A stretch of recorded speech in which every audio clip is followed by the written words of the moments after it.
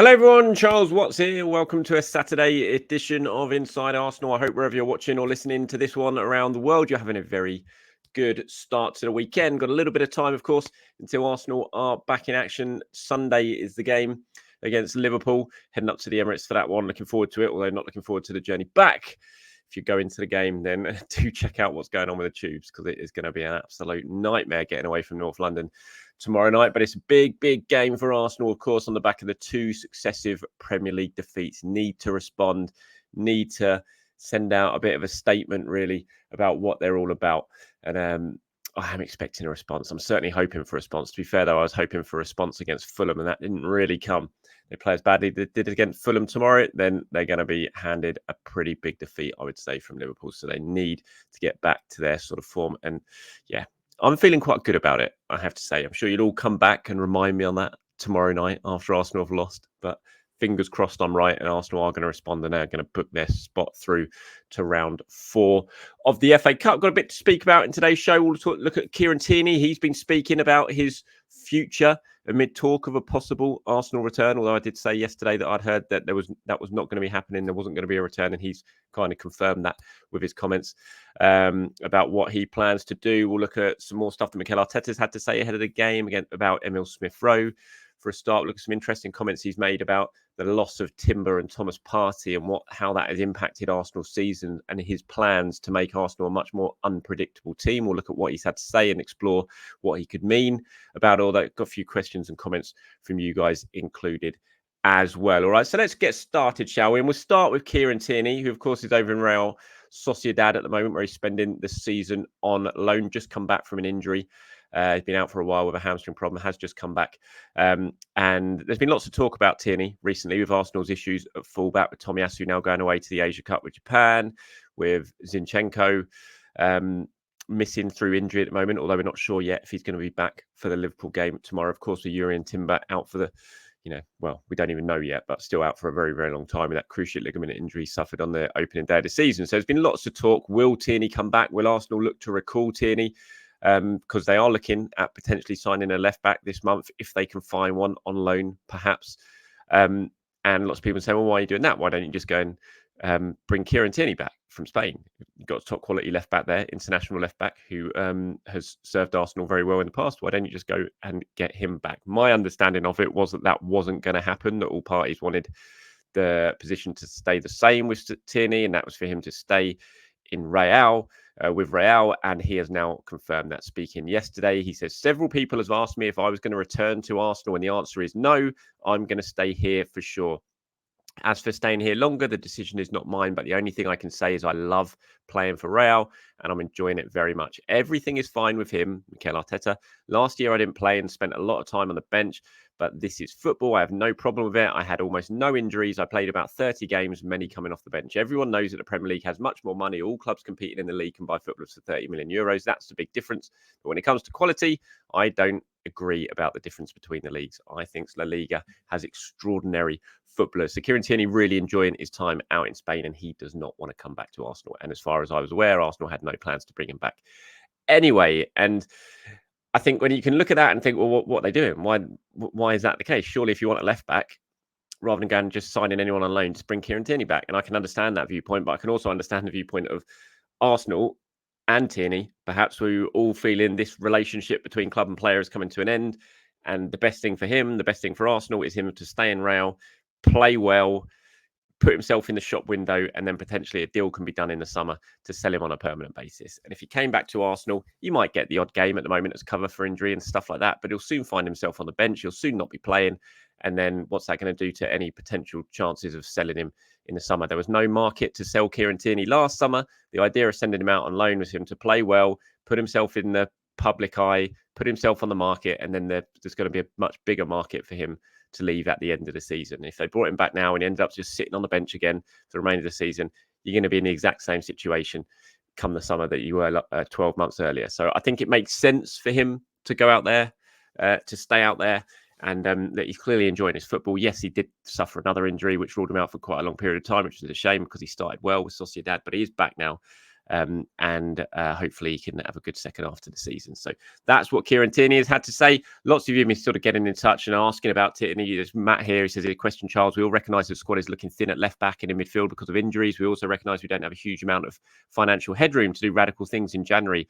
I'm sure we'll be looking at loan options as a first solution, but players who can genuinely operate at a level required are generally not going to be available on loan in January. We do ourselves have Tierney and Sambi out on loan who fit the positional profile we need. Should, would Edu and Arteta consider bringing one or both back from loan early? I've been quite impressed when I watched Sambi play for Luton recently.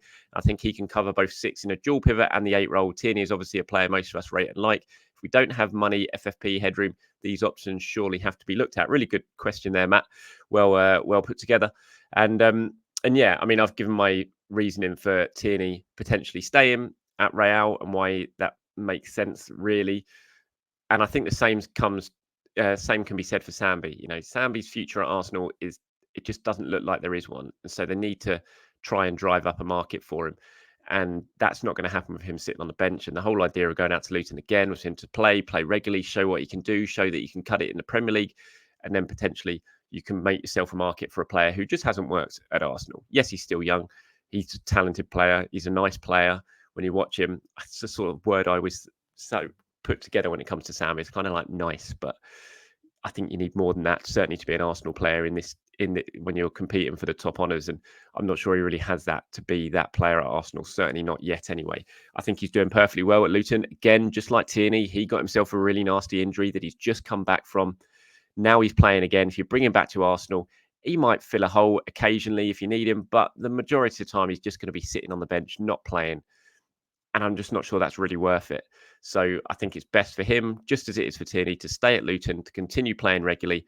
And then come the summer, I think if a good offer comes in for Sambi Lokonga, then I think he'll be moved on and will be finding himself a new club. So, yeah, really good question there, Matt. Well put together, as I said. And that's why I think, personally, it's probably best that they both stay where they are. But if you guys disagree, let me know what you think in the comments below.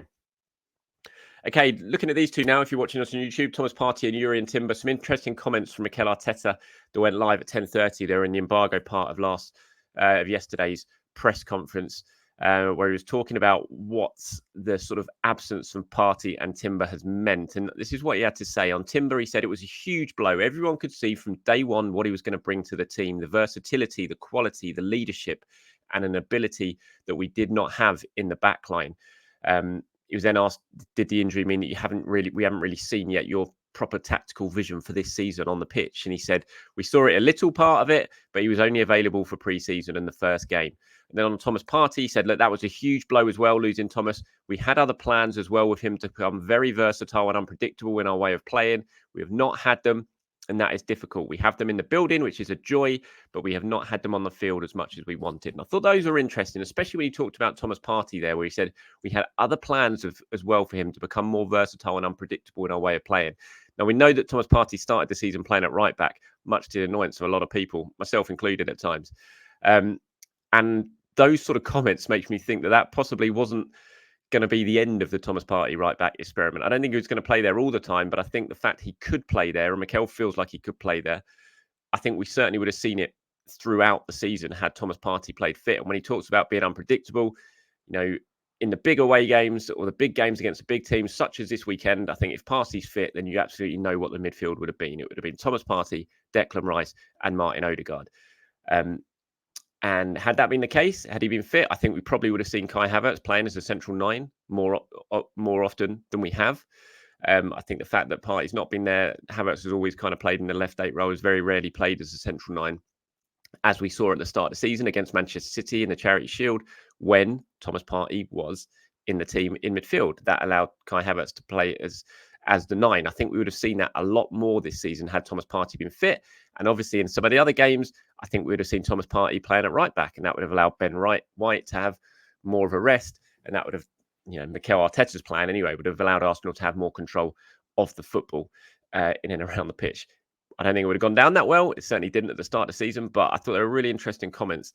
And just the loss of both of those players, it certainly has hampered Arsenal's ability to be as unpredictable as they certainly wanted to. A big part of Arsenal's summer transfer business was to make them more unpredictable, and losing Timber and losing Partey has had a major impact on that. Because Timber, one day he would have played left back, another day he would have played right back. He potentially could have played centre back, or even in defensive midfield. Partey would have played right back, would have played midfield. That would have allowed Havertz to move around the pitch more and play in different positions. So the loss of those two players, and fullback is so important to the way Mikel Arteta and Arsenal play and operate, have certainly been a big blow to Arsenal. I thought those were really interesting comments from Arteta about that.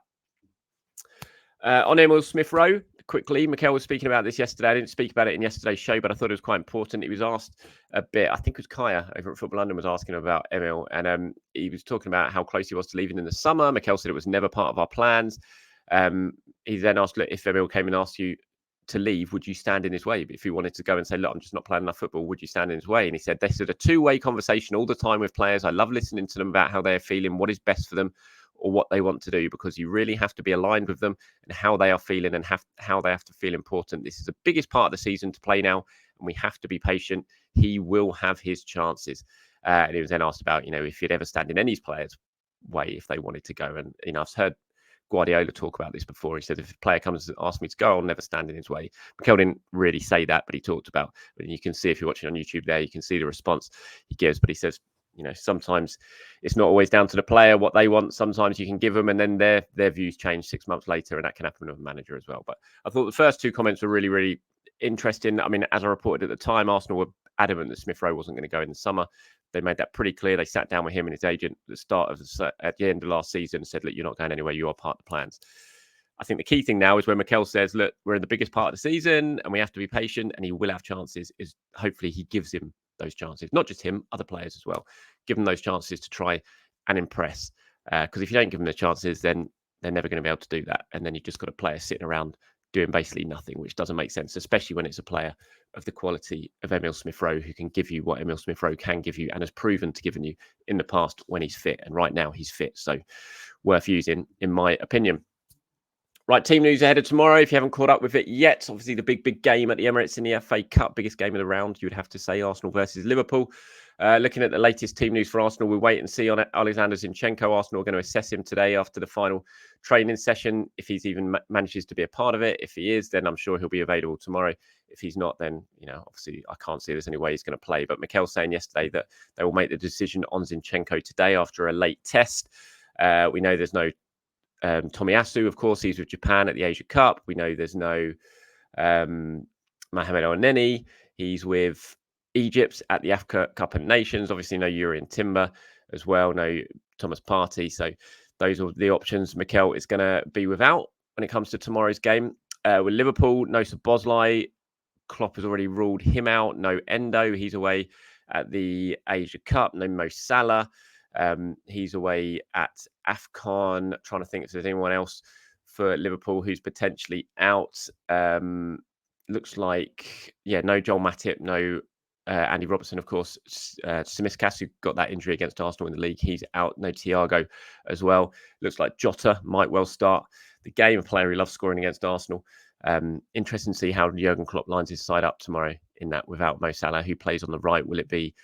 could it be Harvey Elliott? I don't know. We'll have to wait and see. But it's going to be interesting to see how Liverpool cope without Mo Salah, not just tomorrow, but in the next month or so in the Premier League. So that's the latest team news. I will pop on tomorrow, my sort of pre-match preview show in the morning. We'll go through predicted 11s, that sort of things. But that's the latest team news ahead of tomorrow's game. Here's one from RSPY6VM, who says, if Zinni is out, my team would be Ramsdale, White, Saliba, Gabriel Kivior, Jorginho, Odegaard, Rice, Jesus, Havertz, Trossard. Interesting forward line there. He's got my Havertz. He says, experiment Havertz as a striker and Jesus on the wing. Wouldn't be totally against it. Again, it's doing something a little bit different. For me, I would still stick with the same forward line in this game at home. I think they've got something to prove. The midfield is exactly what I'd go for. I'd have Jorginho, as I've said, coming in for this game with Odegaard and Rice ahead of him.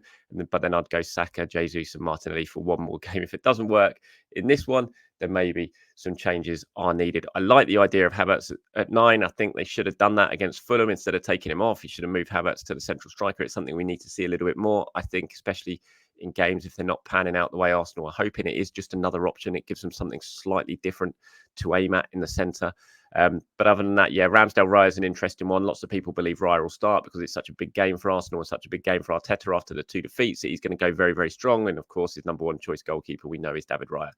I still think Ramsdale starts this game. Mikel wouldn't confirm that in yesterday's press conference. He just said you'll have to wait and see until Sunday. But yeah, it's going to be an interesting one to see who starts in goal. But let me know what you guys think. Like I said, I'll do my predicted 11 tomorrow. But do let me know in the comments below who you think should be starting in this match and why. What changes you think Mikel Arteta should make? Let me know, and I'll include some of them in tomorrow's show. Here's one now from Heisenberg. Says, you see, Charles, you were against the club selling Partey in the summer because he said it made no sense, even though we all knew he has a high chance of always being injured. He has done nothing this season. The club should have taken 30 million from him in the summer and signed a replacement. Yeah, the club would have taken 30 million, I think, from in the summer and signed a replacement. But the issue is there that 30 million didn't come in for Thomas Partey in the summer. Arsenal were open to selling Thomas Partey in the summer. I reported that fact. I didn't like the idea. I hoped, obviously, forlorn hope is proven to be that he would stay fit and he'd be a really key player for Arsenal this season. That was my thinking. Again, maybe stupidly thinking, but that was my view on it. But the actual view of Arsenal, as I reported at the time, was that they were open to selling Thomas Partey. They weren't desperately sort of calling for offers and putting him on the transfer list or anything like that, but they made it known that they were quite open for Thomas Partey to go if an offer came in. But an offer like that, as you said, 30 million, didn't arrive. Had it done, I think they probably would have taken it, but it didn't, and so he stayed. And it's as simple as that. So I don't think my view on it really reflects what the club should have done, because the club would have done what you said if a bid came in for him, but it didn't. And I think their position will be exactly the same come the end of the season as well.